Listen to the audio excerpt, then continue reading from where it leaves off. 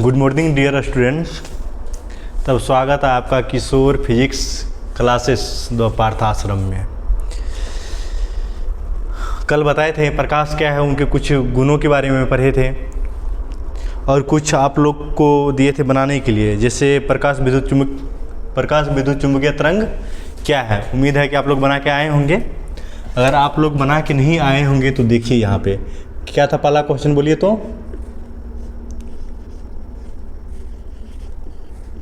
विद्युत चुंबकीय तरंग क्या है। चलिए लिखिए तो विद्युत क्षेत्र और चुंबकीय क्षेत्र के बीच, विद्युत क्षेत्र और चुंबकीय क्षेत्र के बीच कंपन के फलस्वरूप उत्पन्न तरंग को विद्युत चुंबकीय तरंग कहते हैं। फिर से रिपीट करते हैं, विद्युत क्षेत्र और चुंबकीय क्षेत्र के बीच कंपन के फलस्वरूप उत्पन्न तरंग को विद्युत चुंबकीय तरंग कहते हैं। चलिए, दो वर्ड आ गया, विद्युत क्षेत्र और चुंबकीय क्षेत्र। जानते हैं क्या है विद्युत क्षेत्र और क्या है चुंबकीय क्षेत्र। देखिए, जब किसी हम वायर समझ में आता है, तार। जब किसी वायर से हम इलेक्ट्रिक करंट पास करते हैं, क्या करते हैं, इलेक्ट्रिक करंट पास करते हैं, तब इनके चारों ओर क्या होते हैं, विद्युत क्षेत्र का क्या होता है, निर्माण होता है। उसी क्षेत्र को क्या बोलते हैं, विद्युत क्षेत्र बोलते हैं। कोई दिक्कत यहाँ तक समझने में? जैसे बताएंगे आगे, विद्युत वायर है, इससे हम विद्युत धारा प्रवाहित किए, तब इनके चारों ओर जो क्षेत्र होगा उनको ही हम क्या बोलेंगे, विद्युत क्षेत्र। कोई दिक्कत यहाँ तक समझने में? अब देखिए चुंबकीय क्षेत्र क्या है। मान लीजिए कोई चुंबक है, क्या कोई चुंबक है, तो इनका भी कुछ क्षेत्र होगा ताकि यह चुंबकीय पदार्थ को अपनी ओर आकर्षित कर सके। मान लीजिए इनका क्षेत्र यहाँ तक हो गया, यहाँ तक अगर कोई चुंबकीय पदार्थ यहाँ पे है तो चुंबक क्या करेगा, उनको अपनी ओर आकर्षित कर लेगा। तब जो ये क्षेत्र बनेगा उसी क्षेत्र को हम क्या बोलेंगे, चुंबकीय क्षेत्र। इसीलिए हम एक्सप्लेन किए हैं विद्युत क्षेत्र और चुंबकीय क्षेत्र में कंपन के फलस्वरूप उत्पन्न तरंग को विद्युत चुंबकीय तरंग कहते हैं। आ गया होगा समझ में? हाँ, नेक्स्ट क्वेश्चन क्या था बोलिए तो, प्रकाश और ध्वनि में अंतर स्पष्ट करें। प्रकाश और ध्वनि में अंतर स्पष्ट करें हैं। चलिए देखते हैं प्रकाश और ध्वनि क्या है। चलिए देखते हैं प्रकाश और ध्वनि क्या है। चलिए हेडिंग लगाइए प्रकाश, इस साइड दीजिए प्रकाश और इस साइड दीजिए ध्वनि।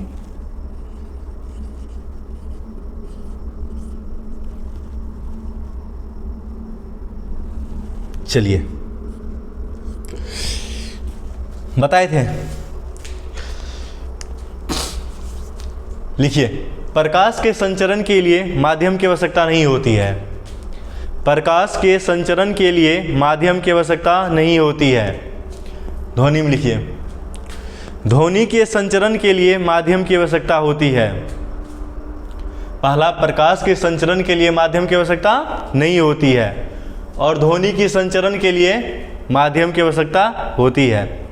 दूसरा पॉइंट नोट करिए, प्रकाश अनुप्रस्थ तरंग है, प्रकाश अनुप्रस्थ तरंग है जबकि ध्वनि अनुदैर्घ्य तरंग है। प्रकाश अनुप्रस्थ तरंग है जबकि ध्वनि अनुदैर्घ्य तरंग है। हम बताएंगे आपको अनुप्रस्थ तरंग क्या है और अनुदैर्घ्य तरंग क्या है। अगला नोट करिए,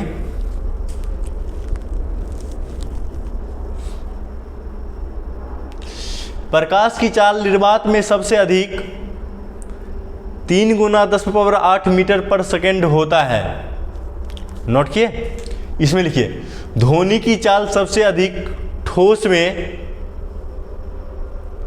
लगभग 5000 मीटर पर सेकेंड होता है। ओके, चलिए ये भी आपका खत्म हो गया। कल बोले थे ये दोनों क्वेश्चन बता के एक्सप्लेन करेंगे सनलाइट के बारे में। किसके लाइट के बारे में बोलिए तो, सनलाइट। सन मतलब सूर्य, लाइट मतलब प्रकाश।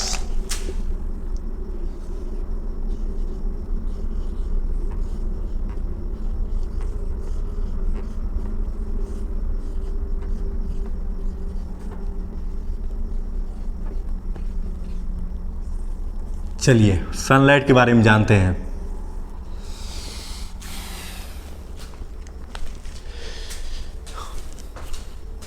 सूर्य से निकलने वाले प्रकाश को क्या बोलते हैं? सूर्य की प्रकाश। नोट करिए, एरो देखिए।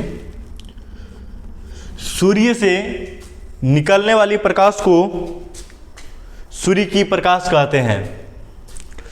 सूर्य से निकलने वाले प्रकाश को सूर्य की प्रकाश कहते हैं। अगला पॉइंट, सूर्य की प्रकाश 7 रंगों का मिश्रण होता है।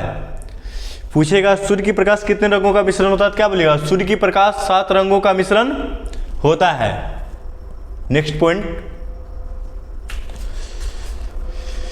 सूर्य से मुख्य 3 प्रकार की किरणें निकलती है। सूर्य से मुख्य 3 प्रकार की किरणें निकलती है। पहला पर सूर्य से निकलने वाली प्रकाश को सूर्य की प्रकाश कहते हैं। दूसरा पॉइंट, सूर्य की प्रकाश 7 रंगों का मिश्रण होता है। तीसरा पॉइंट, सूर्य से मुख्य 3 किरणें निकलती है। तो अब पूछिएगा सर वो 3 किरणें क्या है? तो पहला लिखिए अल्ट्रावायलेट रे,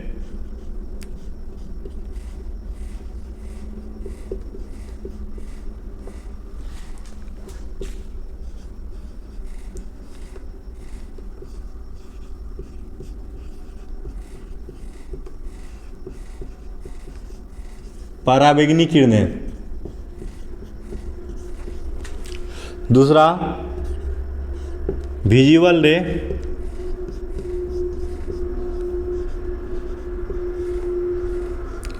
दृश्य किरणें।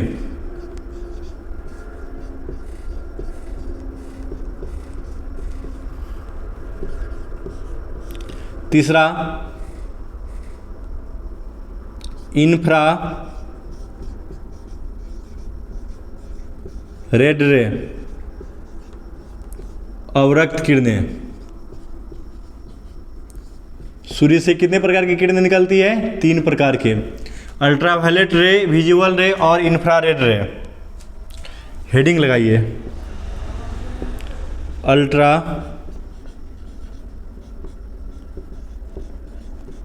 वायलेट रे,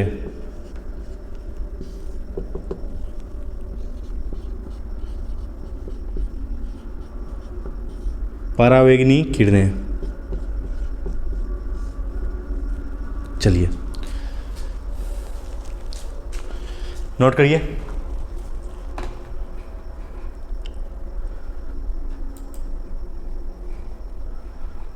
तो कुछ देर नोट करिए। सूर्य से मुख्य रूप से कितने प्रकार की किरणें निकलती है? 3 प्रकार की किरणें निकलती है। पहला किरणें बोलिए तो अल्ट्रावायलेट रे, दूसरा विजुअल रे और तीसरा इंफ्रारेड।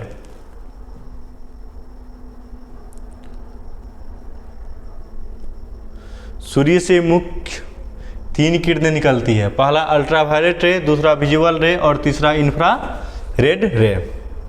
चलिए हेडिंग लगाइए, अल्ट्रावायलेट रे लिखिए।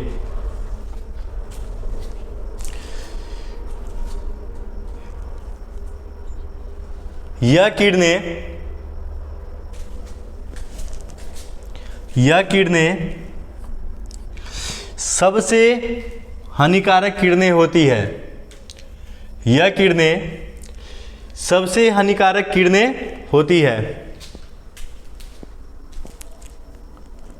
अगला पॉइंट,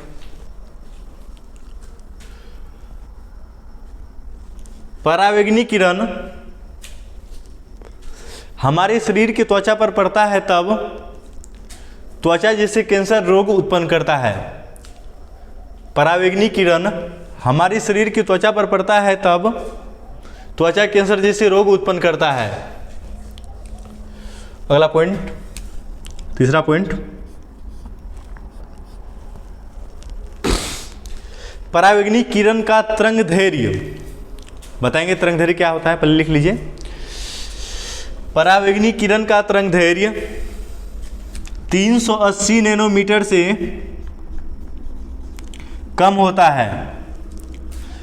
पराबैंगनी किरण का तरंगदैर्घ्य 380 नैनोमीटर से कम होता है, अर्थात 1 नैनोमीटर बराबर 10⁻⁻9 नोट करिएगा।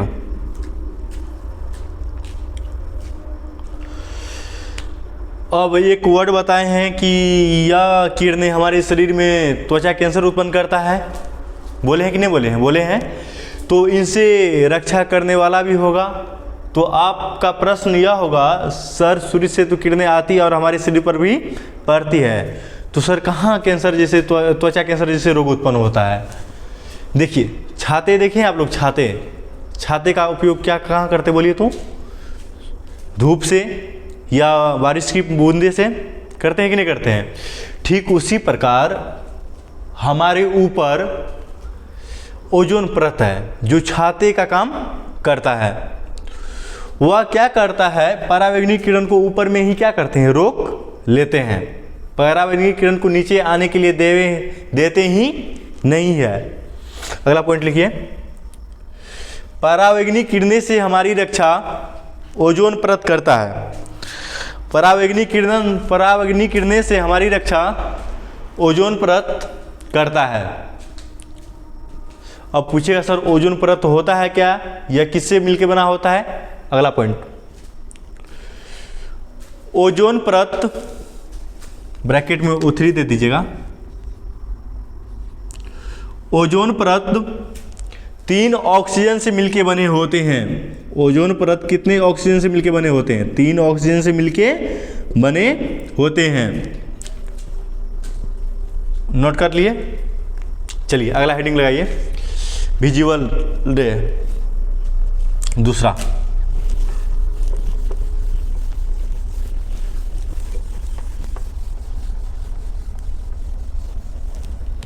विजुअल रे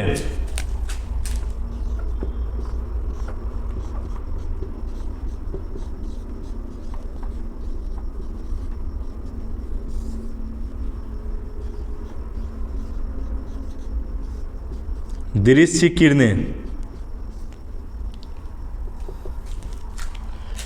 लिखिए,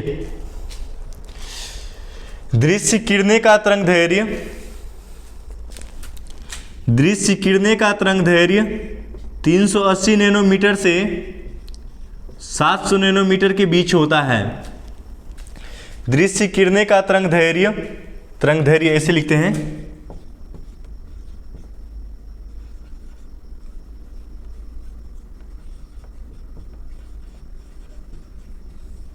वेवलेंथ।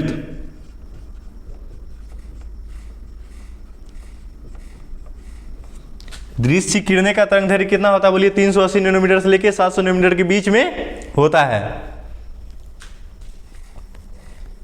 अगला पॉइंट, दृश्य किरणें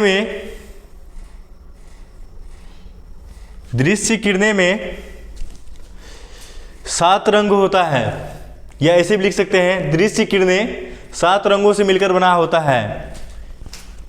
लिखिए, दृश्य किरणें 7 रंगों से मिलकर बना होता है, जिसका क्रम इस प्रकार है।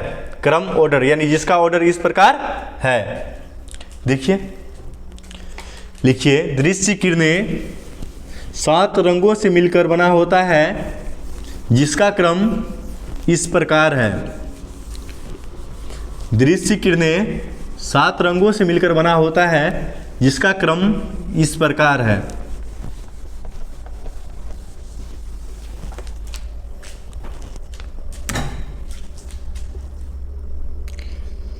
बैंगनी,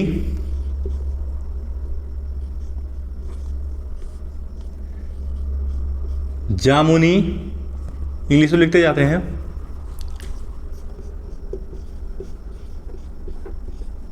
जामुनी,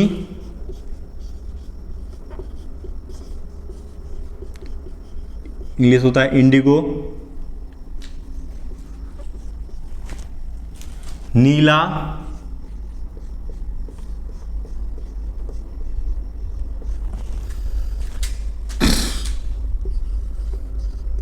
हरा,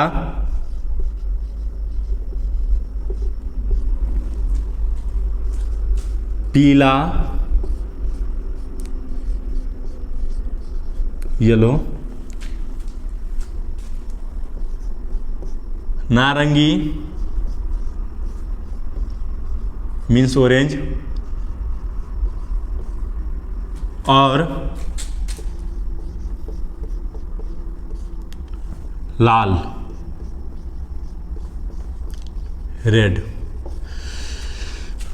यही सातों किरणें हैं जो सूर्य के प्रकाश से निकलती है। पहला बैगनी, जामुनी, नीला, हरा, पीला, नारंगी और लाल।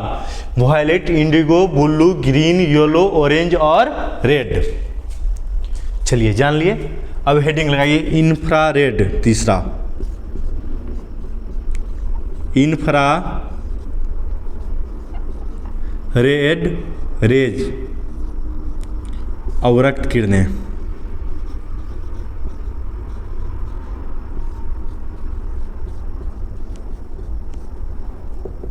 चलिए लिखिए। इसका तरंग दैर्घ्य, इसका तरंग दैर्घ्य 700 नैनोमीटर से अधिक होता है। इसका तरंग दैर्घ्य 700 नैनोमीटर से अधिक होता है। अगला पॉइंट तीर देखें। अवरक्त किरणें को अदृश्य किरणें भी कहा जाता है। अवरक्त किरणें को अदृश्य किरणें भी कहा जाता है क्योंकि इसे हम आंखों द्वारा नहीं देख पाते हैं। क्योंकि इसे हम आंखों द्वारा नहीं देख पाते हैं।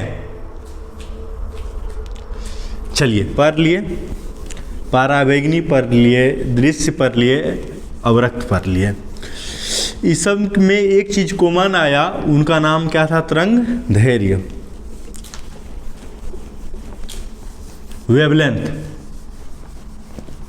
देखिए क्या होता है वेवलेंथ।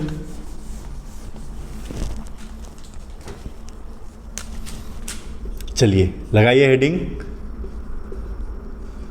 तरंग दैर्घ्य, वेवलेंथ,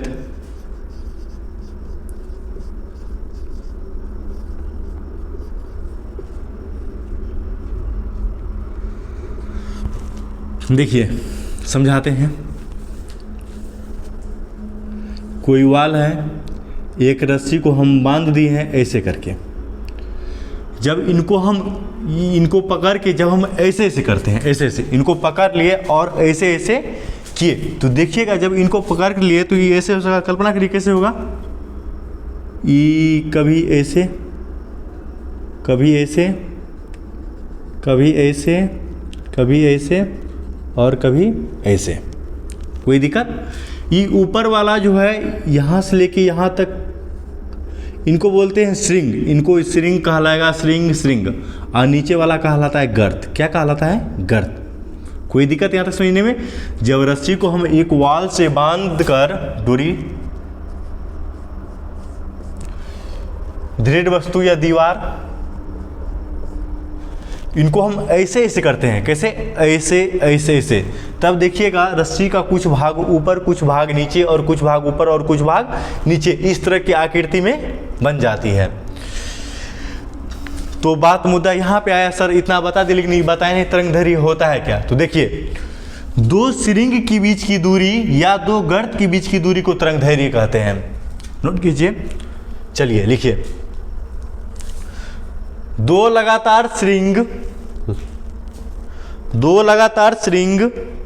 या दो लगातार गर्त के बीच की दूरी को तरंग दैर्घ्य कहते हैं। दो लगातार श्रिंग या दो लगातार गर्त के बीच की दूरी को तरंग दैर्घ्य कहते हैं। नेक्स्ट पॉइंट, तरंग दैर्घ्य को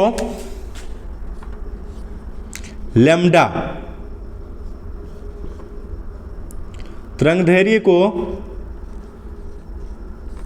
लैम्डा द्वारा सूचित किया जाता है।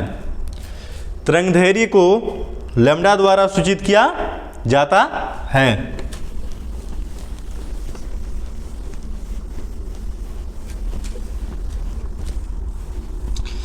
चलिए एक चीज नोट करिए।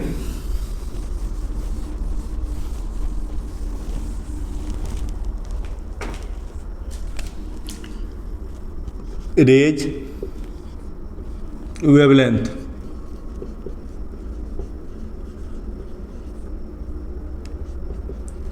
रेज में आ गया था परावैंगनिक किरणें,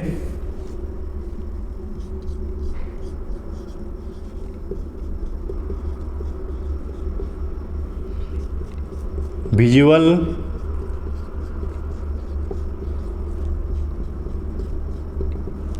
इंफ्रारेड, वेवलेंथ,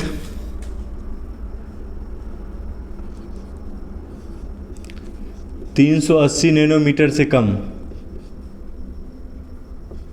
कोई 400 भी कम बोलता है तो उनके बातों पर ध्यान देना, वो भी क्या है, सही है।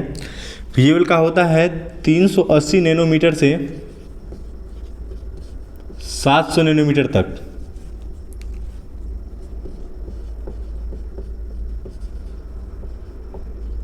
उनके बीच में ही रहता है।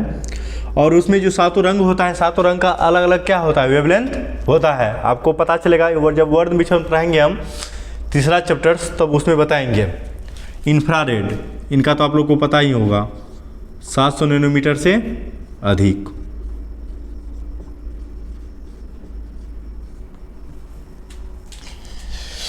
तब याद करके आइएगा। आज के लिए बस इतना ही। कल पढ़ाएंगे आप लोग को किरण, रे।